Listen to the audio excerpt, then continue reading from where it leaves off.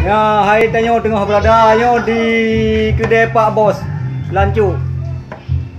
Ya, cewek-cewek kamu ketam mari masakan. Sini kena segala. Ya. Ah.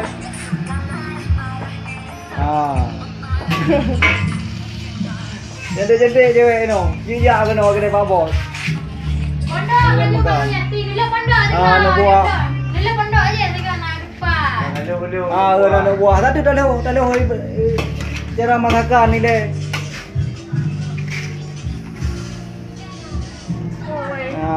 Mantap deh.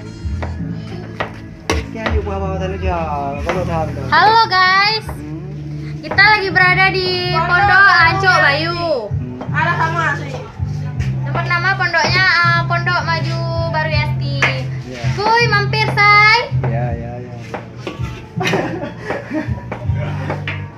Nari. Ini pondoknya. Pondoknya mana? Cewek bekerja di sini.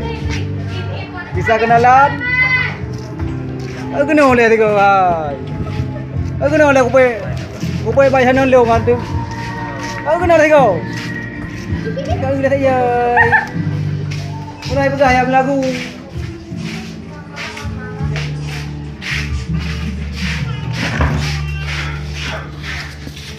Bro, bawang merah kan le? Kuih macam mana? Apa ya?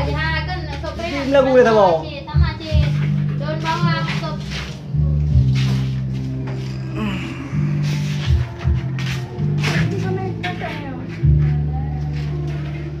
Udah. Kayak mau puasa aja.